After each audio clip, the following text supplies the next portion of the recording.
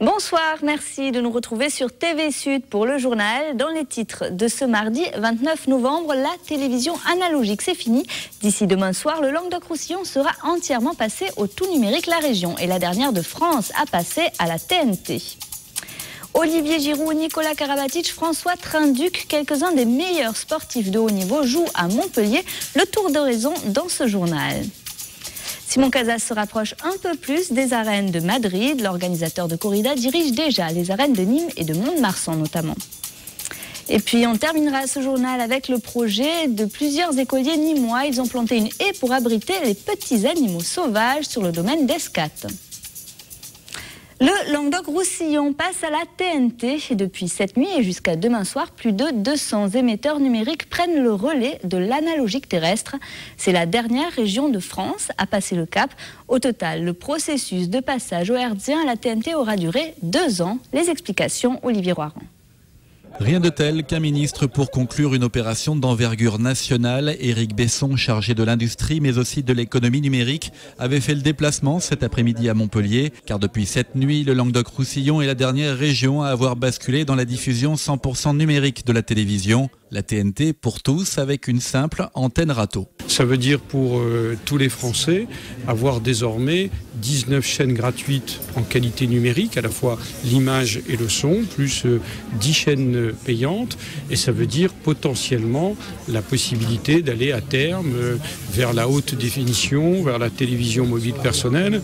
Et le QG de contrôle régional du basculement de la télé en numérique est basé au Quorum. Ici, on vérifie l'efficacité du centre d'appel qui mobilise 150 téléconseillers au service des téléspectateurs. Tous les problèmes techniques sont aussi suivis de près. Chaque relais de télévision doit être opérationnel d'ici 48 heures.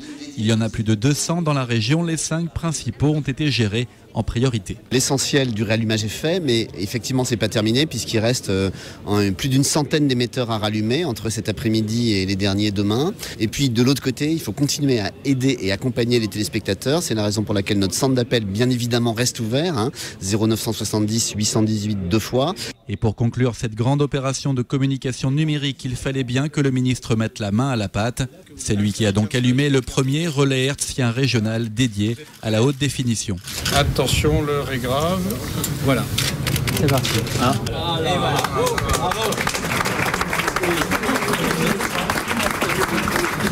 C'est une réussite puisque les nouvelles chaînes que permet la TNT, en 5 ans, ont conquis 24% de l'audience totale de la télévision.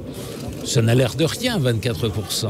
Mais conquérir 24% de l'audience de la télé en 5 ans, ça montre bien que le public est content d'avoir plus de chaînes. Et plus de chaînes, c'est plus de choix c'est plus de liberté. Et c'est aussi plus de téléspectateurs pour TV Sud dans l'Hérault et le Gard. Bienvenue donc sur votre télé locale numérique. Le chômage, une nouvelle fois en hausse. Fin octobre 2011, le Languedoc-Roussillon compte 8,5% de demandeurs d'emploi de plus qu'en octobre 2010. En tout, la région compte plus de 213 000 chômeurs, toutes catégories confondues. Les femmes et les plus de 50 ans sont particulièrement touchés par cette augmentation. L'Hérault déplore toujours le plus fort taux de chômage de France. 13,4% de la population active est à la recherche d'un emploi actuellement.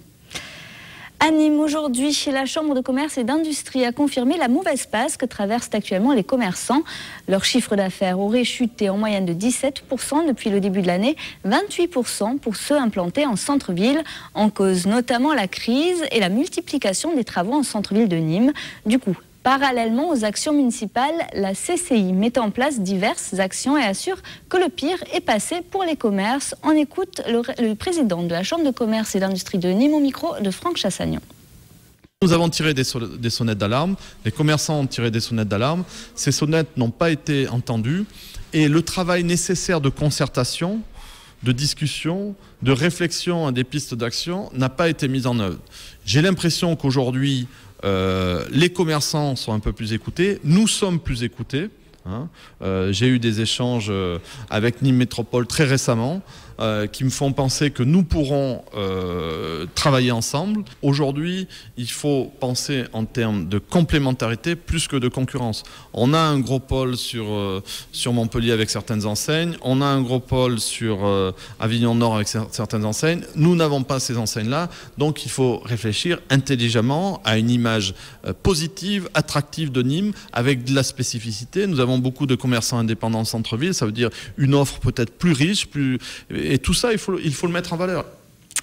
Le référé de l'association La Salamane a été rejeté aujourd'hui par le tribunal administratif de Montpellier. Depuis 3 ans, les riverains de cette zone d'activité commerciale près de Clermont-Lérault protestent contre la construction d'une plateforme logistique de 63 000 m² démarrée par Système U. Ils dénoncent notamment le permis de construire accordé par la municipalité. Selon eux, le terrain serait situé en zone inondable et classé Céveso. L'association ne sait pour l'instant pas encore si elle va faire appel. Le CITEVI, le salon international professionnel de la vigne et du vin, se tient actuellement au parc des expositions de Montpellier. Jusqu'au 1er décembre, plus de 700 exposants issus de 22 pays attendent près de 45 000 visiteurs. Le Languedoc-Roussillon qui reste la première région viticole du monde, même si le nombre d'exploitations se réduit chaque année, moins 25% en 10 ans. Comment rester compétitif et innover en période de crise malgré la concurrence étrangère? Un challenge pour les viticulteurs et les producteurs de fruits et légumes, comme l'a rappelé aujourd'hui le président du principal syndicat agricole au micro d'Olivier Brachard.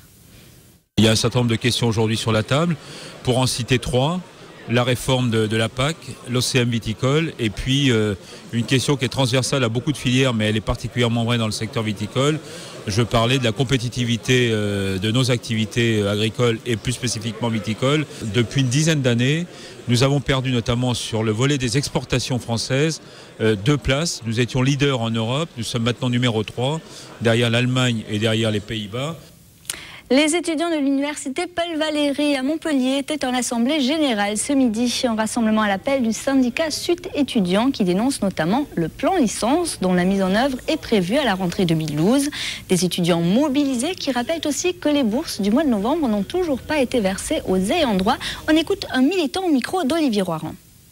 C'est justement 3 axes de campagne. Le plan licence, ça va aggraver la sélection sociale, ça va aggraver la précarité des étudiants. Avec la mise sous tutelle récente de certaines universités, et là c'est les conséquences actuelles de la LRU. La LRU a été votée il y a 2-3 ans. Et désormais on se rend compte des conséquences qui sont que les budgets n'arrivent pas à se boucler. Et après au niveau des bourses, sur le court terme, on revendique des versements réguliers, une augmentation des moyens, une augmentation des bourses qui soient beaucoup plus larges, des critères d'attribution qui soient moins restrictifs, et sur le long terme, on revendique un salaire social d'étudiant. François Trinduc, élu meilleur joueur de rugby de la saison 2010-2011 par ses pairs. C'était hier soir lors de la nuit du rugby à Paris. Et il n'est pas le seul sportif montpelliérain à se distinguer en ce moment. On peut aussi citer Olivier Giroud, meilleur buteur de Ligue 1 cette saison. Nicolas Karabatic, meilleur joueur lors des derniers championnats du monde de handball. Bref, Montpellier est plus que jamais la capitale du sport. Tour d'horizon avec Olivier Brachard. Le meilleur joueur de la planète hand, le meilleur buteur de Ligue 1 et depuis hier soir le meilleur joueur du top 14. Dans ces 3 sports majeurs, Montpellier tient des pépites qui rayonnent bien au-delà de la sphère locale. Des têtes d'affiche qui portent tout un club dans le cœur des supporters. C'est des gens qui montrent un peu le chemin, quoi. En étant petit, nous, quand on était gamins, on regardait les autres, les Platini et autres, mais bon, ils n'habitaient pas dans nos villes. Donc là, on a des grands joueurs qui habitent dans notre propre ville, donc c'est une bonne chose. On a des joueurs références qui marquent le championnat par leur but et par leur capacité à tenir l'équipe. On a plus envie de se déplacer au stade pour pouvoir suivre les prestations de ces joueurs-là. Les clubs surfent bien sûr sur l'aura de leurs leaders. Les vidéos, les affiches, les représentants font les choux gras des sites internet de leur équipe. Trinduc, Giroud et Karabatic sont aussi les porte-drapeaux d'une ville dont ils sont parfois originaires. Montpellier et ses collectivités, gros bailleurs de fonds, des clubs qui embauchent ces stars du sport de haut niveau. L'agglomération de Montpellier consacre 11 millions de son budget au club d'élite et va sûrement profiter de ces 3 phénomènes. Logique, retour sur investissement. Il faut qu'effectivement l'agglomération, qui est un territoire de 31 communes, peut-être utilise avec l'accord de ces 3 garçons cette image pour démontrer quel est notre état d'esprit d'esprit, au-delà même des résultats sportifs, et pour valoriser le territoire de la communauté d'agglomération. Une communication qui ne doit pas attendre, car si Trinduc et Karabatic ont récemment re-signé pour Montpellier, le troisième de nos mousquetaires, Olivier Giroud, pourrait bien porter un autre drapeau la saison prochaine. Les rugbymen montpelliérains qui n'ont pas le temps de souffler cette semaine, à peine se remettent-ils de la victoire samedi contre Clermont-Ferrand 29-23 qu'ils se rendent déjà à Lyon demain soir pour un match en retard de top 14. Et ce n'est pas tout, le MHR joue contre Biarritz dimanche dans les Pyrénées-Atlantiques. Difficile de tenir le rythme dans ces conditions, comme l'expliquent les joueurs au micro de Jean Brun. On joue au rugby et au rugby on sait que ça demande beaucoup de conditions physiques et surtout on prend des chocs et récupérer en à peine 2-3 jours et rejouer juste après, je sais pas, moi j'ai jamais fait. Quels sont les joueurs qu'on va intégrer pour le match à Lyon, faire tourner notre effectif en fonction du match de Biarritz aussi, mais moi j'ai pas eu de réponse, je peux vous dire on va faire comme ça, on va gérer l'impossible. Voilà, c'est pas possible de faire ça. L'organisateur de corrida, Simon Casas, touche son rêve du doigt. Le directeur des arènes de Nîmes a postulé 5 fois déjà avec sa société pour prendre la direction des arènes de Madrid. Aujourd'hui, c'est officiel, il intègre l'entreprise qui dirige les premières arènes du monde. Il aura en charge la direction artistique. Sa réaction aujourd'hui à Madrid, joint par téléphone par Christophe Chez. Je suis plus qu'heureux. Heureux est un faible mot, parce que c'est vrai que lorsque je me souviens que je suis parti de Nîmes, concrètement, vers 15-16 ans, en autostop vers l'Espagne, à une époque où on ne pouvait même pas prononcer le concept de torero français. On nous disait, c'est pas possible, il n'y aura jamais de torero français. Et aujourd'hui, arriver à la direction artistique des arènes de Madrid, eh bien, c'est un bonheur absolu. Mais c'est hors vanité, hors orgueil. C'est, j'allais dire, un bonheur existentiel. C'est ce qui permet de temps en temps de penser dans la vie, de se dire qu'il n'y a pas de combat inutile, que même si les chemins sont longs et parfois pleins de souffrances, si on a la foi, si on a effectivement de la sincérité, le sens de l'engagement, bien au bout de compte on y arrive. Arriver à la direction artistique des arènes de Madrid, c'est pas le couronnement de ma carrière, j'allais dire que c'est la récompense du destin. Simon Casas ravi donc et que les aficionados se rassurent. Il a promis que la programmation des arènes de Nîmes ne souffrira pas de ces nouvelles fonctions. Le club Chef Doc vient d'être lancé officiellement à Montpellier. 8 cuisiniers de marque se sont associés pour mettre en avant la gastronomie locale.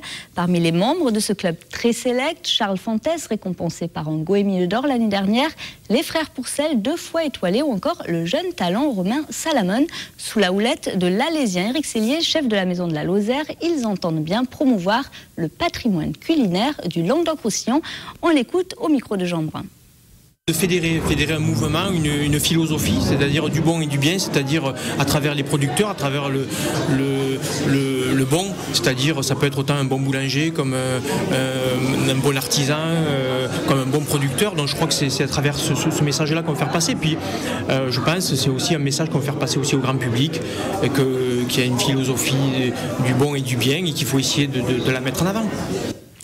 Des micocouliers, du laurier-sauce, des pommiers. Sur le domaine d'Escat à Nîmes, les élèves de l'école primaire de Castanet ont créé une haie d'une centaine d'arbres et arbustes pour attirer et abriter les petits animaux sauvages. Un projet scolaire sur la biodiversité organisé avec la Fédération gardoise des chasseurs. Les explications avec Franck Chassagnon. C'est bon, vous avez vos outils ? Ouais. À la Sainte-Catherine, tout bois planté prend racine pour vérifier l'efficacité de ce dicton bien connu des jardiniers.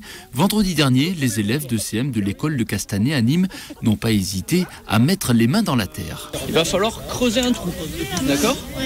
De 40 cm de profondeur. Voilà. Et tu vois là, les racines, elles sont toutes coincées. Donc il va falloir les aérer un petit peu. Encore un chouïa. Ah, pourquoi ? Parce qu'on a dit qu'il fallait que sous le plan, il y ait 10 cm. Il en manque un petit peu. Par groupe de 5, encadré par les jardiniers de la ville, la mission du jour, planter des dizaines d'arbres, micocouliers, épines noires, poiriers, pommiers, différentes espèces pour créer un habitat pour les animaux. Tous ces arbres, en fait, sont des arbres essentiellement plantés pour la faune sauvage, de façon à ce que ce soit oiseaux, mammifères, petits mammifères, voire insectes, puissent venir à tout moment se trouver un refuge, un endroit pour nidifier, un endroit pour se reproduire, un endroit pour manger, un endroit pour se cacher des autres prédateurs, etc. Les arbres, on ne doit pas les mettre trop près les uns des autres, parce qu'autrement ils ne peuvent pas grandir. D'accord ? Il faut planter des arbres, là. Sinon, si ils sont tous détruits, ben, il n'y en aura plus et il faut en replanter. C'est un geste aussi pour la nature, pour nous, pour les animaux, pour tout le monde, quoi.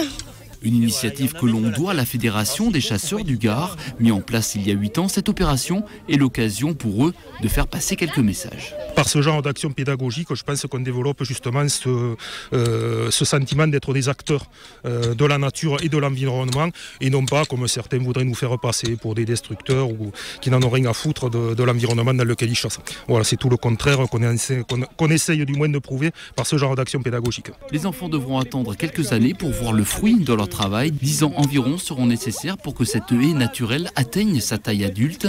Les services des espaces verts de la ville de Nîmes ont promis de venir régulièrement arroser les plants pour ne pas contredire le dicton préféré des jardiniers. C'est la fin de cette édition. Vous pouvez la retrouver sur notre site internet tvsud.fr. Retour de toute l'actualité locale de l'Hérault et du Gard demain dès 12h30. D'ici là, passez une excellente soirée sur TV Sud.